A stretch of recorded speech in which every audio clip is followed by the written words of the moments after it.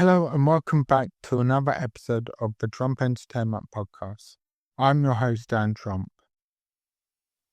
and today we're talking about comedy. Comedy has been a huge part of my life for many years. It has helped me connect with people, build confidence, and most importantly, make people laugh. In this episode, I'll be sharing how I got started in comedy, some of my favorite comedians and comedy shows, my experiences performing stand-up, and my inclusion in comedy is so important to me in the United Kingdom and Ireland. My journey into comedy started when I was still at school. I was always the person making jokes and trying to make my friends laugh. I loved seeing people's reactions when I came up with something funny. Looking back, I was definitely the class clown. One memory that really stands out was recently when I made a joke comparing Hogwarts from Harry Potter to my school experience at Dolores. I posted it on Twitter and incredibly J.K. Rowling actually liked the tweet. For someone who has been a huge Harry Potter fan, that was a pretty special moment. What I remember most from those days is the laughter. Hearing my friends laugh gave me a great feeling and made me realize how powerful comedy can be, and it can brighten somebody's day and bring people together. When I was around 16 or 17 years old, my school organized a World of Work program to help students explore different career paths and hobbies. During that time, I started thinking more seriously about comedy. At first, I didn't see it as a career, but it was more of a hobby and something I generally enjoyed doing. The more I made people laugh, the more interested I became in comedy as an art form. I started watching comedians, studying what made people laugh, and learning about how stand-up worked. I realized that comedy wasn't just telling jokes, it was storytelling, timing, confidence, and connecting with an audience. Tromp Entertainment actually began as a family idea. My uncle and godfather ran a company called Schaffenberg Office Furniture, and I had the opportunity to work alongside him when I was younger. During that time, I attended meetings, shared ideas, and got to see how a business operated behind the scenes. I had a hand in creating their new head office a few years ago. Being involved in most discussions gave me inspiration and confidence. It showed me how creative ideas could become real projects. The experience planted the seed for what would eventually become Tromp Entertainment. I wanted to create something that combined my love of entertainment comedy and bringing people together.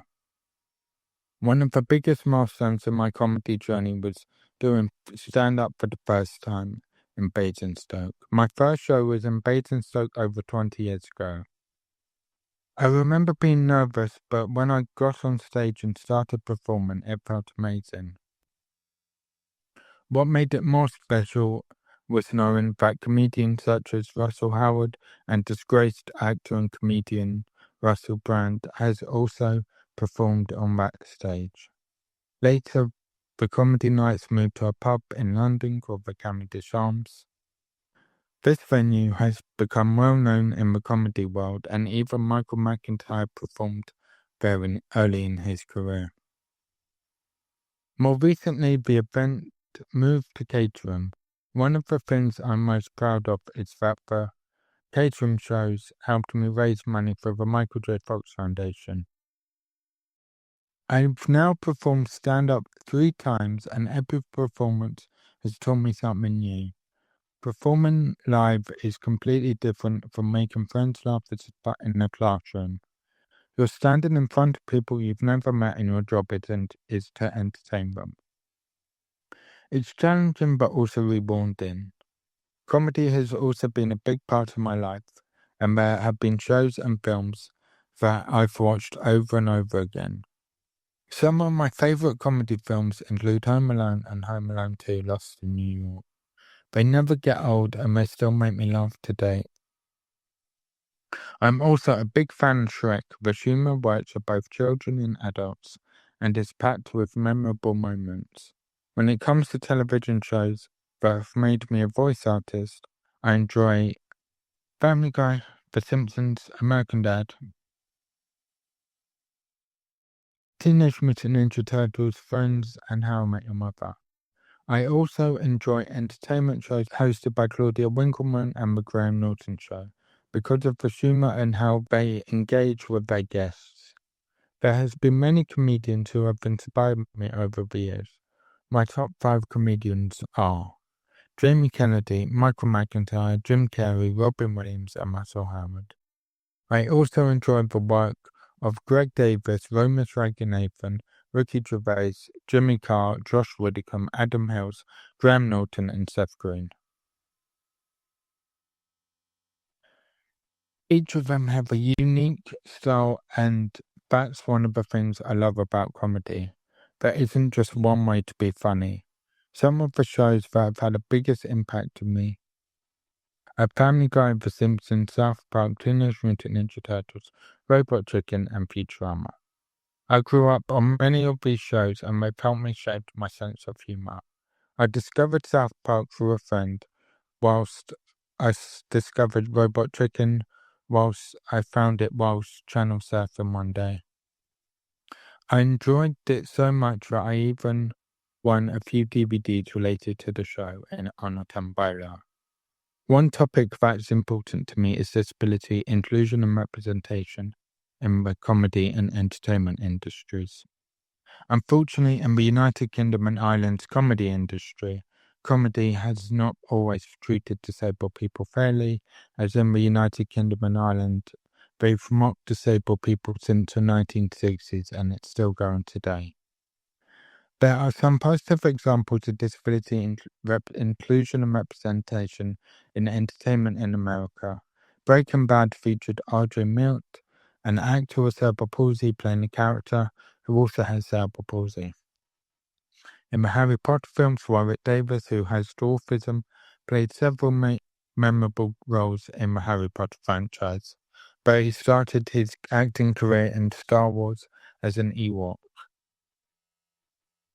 Game of Thrones featured Peter Dinklage, whose performance helped challenge stereotypes and success, and showed that talent matters more than anything else. Comedy should be for everyone, and inclusive makes comedy stronger. There are also some comedians and entertainers who have shown disabilities don't limit success. Josh Blue has cerebral palsy and has built a hugely successful comedy career. Robin Williams has openly discusses struggles with dyslexia. Seth Rogen has spoken about living with ADHD and Tourette's and has achieved incredible success as a writer, actor, producer, and comedian, as he started doing comedy as a teenager. In fact, he co-wrote Superbad when he was still a teenager in Canada. Stories like these, that talent comes in many different forms. Comedy has changed a lot over the years. There are more opportunities than ever thanks to social media, podcasts, YouTube, and live events. At the same time, I think there's still work to do when it comes to inclusion and representation. I'd like to see more comedians with disabilities on television, at comedy festivals, and in mainstream entertainment. I'd like to see more comedies that include disability voices rather than making fun of disabled people by being the subjects of jokes. Thankfully, comedians such as Greg Davis, Adam Hills, and others have shown that comedy can be funny whilst being respectful and inclusive. Comedy has been a huge part of my life, from making my friends laugh at school to performing stand-up and creating Tromp entertainment. What started as a hobby became a passion, and the passion continues today. Whether it's through stand-up, podcasts, television, films, or simply making someone smile, comedy has the power to bring people together. Thank you for listening to this episode of the Tromp Entertainment Podcast. I've been your host, Dan, and I'll see you next time for another episode.